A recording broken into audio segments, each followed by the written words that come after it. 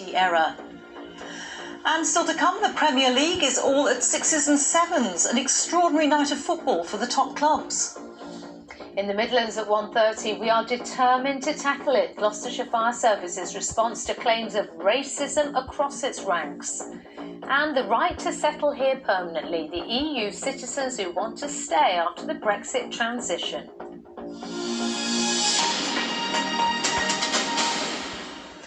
Not a decision we made lightly. The words of the boss of Cineworld on the company's decision to close its cinemas in the UK and the US indefinitely. The cinema chain confirmed that it'll shut down all screens from this Thursday, putting around 5,500 jobs in the UK at risk. As the Prime Minister this morning urged people to return to cinemas, the latest delay of the next James Bond film once again deprives cinemas of a big box office draw. Our business correspondent Emma Simpson has more. Wolverhampton's main cinema, 14 screens here, but soon to be mothballed, like the rest of the Cineworld chain. The company suspending its operations on Thursday, putting nearly 6,000 jobs at risk. Our first reaction was one of shock that employees who work for Cineworld and indeed Picture House first heard about the potential closure through social media and the Sunday papers yesterday. I mean, that's really not the way that they should be hearing about their future employment, is it?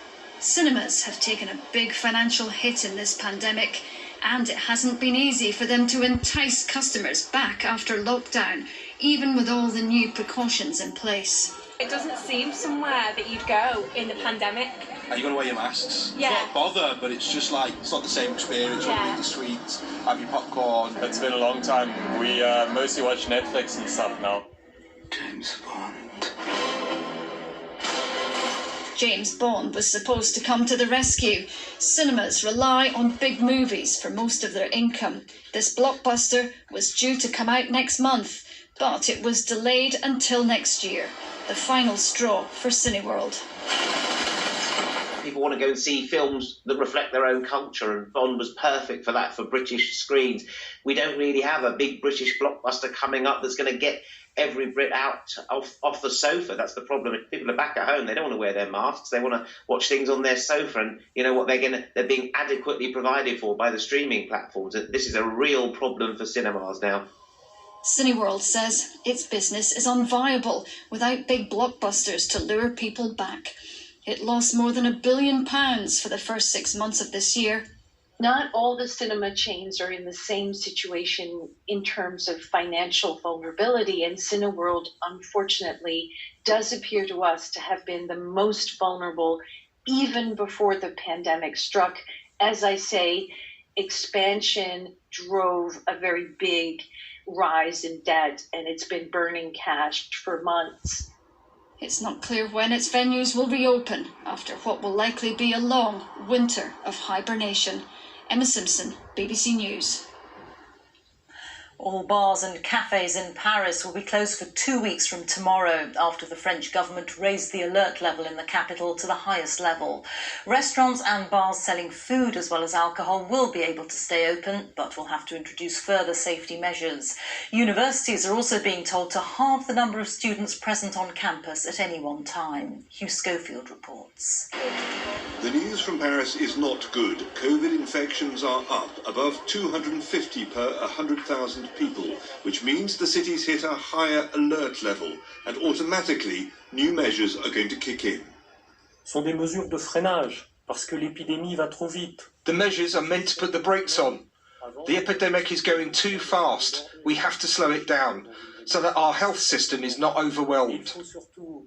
The headline news is that bars and cafes are going to shut completely for 2 weeks from tomorrow. They were already having to close doors at 10 o'clock, but that hasn't been enough to stop the virus spreading. Why are the authorities targeting bars and other drinking places? Well, the main vector for COVID, it's reckoned now, is young people. Young people gathering, young people intermingling, and young people, often under the effects of alcohol, dropping their COVID guard.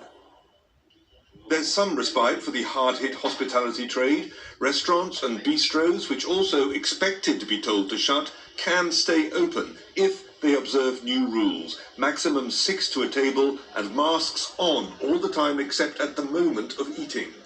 Young people are also targeted at Paris universities, which have been told that lecture halls must now only be used at 50% capacity.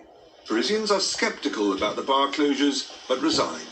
I'm not, surprised that my average age is the most contaminated. I don't know.